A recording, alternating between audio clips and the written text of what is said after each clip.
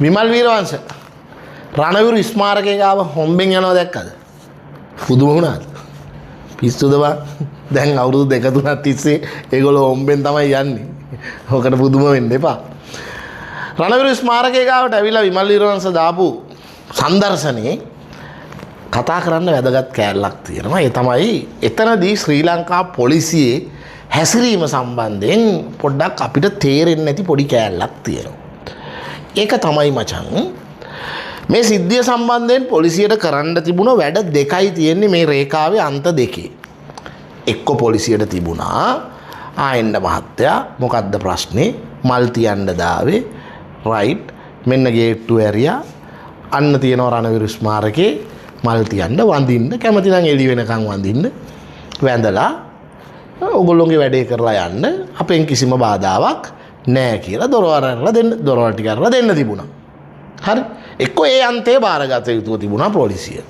එහෙම නැත්තම් එහා කෙළවරේ අනිත් අන්තේ තියෙනවා. ඒ තමයි මම හිතන්නේ ඒක තමයි පොලිසිය කළ යුතුව තිබුණු එක. ඒ තමයි හෙට ජාතික රණවිරු උත්සවය තියෙනවා. එතකොට අද ඒකේ පුහුණු වීම තියෙනවා. හෙට ඒ පැවැත්වෙන උත්සවයට රටේ රාජ්‍ය නායකයා එනවා. ත්‍රිවිධ හමුදා ප්‍රධානීන් එනවා. ඒක විශාල ආරක්ෂකාංශ විශාල ප්‍රමාණයක් සම්බන්ධ වෙන ලොකු ඉවෙන්ට් එකක්. එතකොට කොල්ලටයි බල්ලටයි හැම එකාටම ඒකාසෙරින් ගන්න දෙන්න බෑ. අද ඒක සාමාන්‍ය තත්ත්වයක් නෙමෙයි. අද ඒ අවට තියෙන්නේ විශේෂ ආරක්ෂක කලාපයක්. එහෙමනම් පොලිසියට තිබුණා ඔයාට මෙතනට අද එන්න දෙන්න බෑ. පොලිසිය විරෝධය පළ කරා.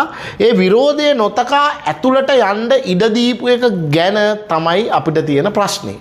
ඒ කියන්නේ විමල් වීරවංශ කියලා කියන්නේ මේ වෙලාවේ ඊටාම සාමාන්‍ය සිවිල් පුරවැසියෙක්. සාමාන්‍ය සිවිල් පුරවැසියෙක් කියලා කියන්නේ අතන සාමාන්‍ය සිවිල් පුරවැසියෙකුටත් වඩා ටිකක් ග්‍රේඩ් එක පල්ලෙහින් තියෙන්නේ. මොකද විශාල චෝදනා ප්‍රමාණයකට අධිකරණවල නඩු අරවමේවා තියෙන කෙනෙක්.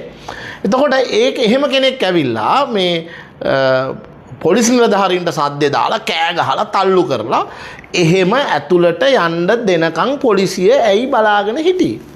අපි අහන ප්‍රශ්නේ තමයි විමල් වීරවංශ නොවි මම හරි එහෙම නැත්නම් වෙන කෙනෙක් හරි ඔබ පොලිසිය නොදන්න ජනප්‍රිය නොවන පුද්ගලයෙක් තව කණ්ඩායමක් එක්ක ඇවිල්ලා එහෙම යන්න හැදුවොත් පොලිසිය මහත්තුරු යන්න දෙනවද? එහෙම නැත්නම් අහවල් ස්ථානෙන් අල්ලලා මිරිකලා ජීප් එක ඇතුළට දාලා කුදලගෙන පොලිසියට ගෙනියනවද?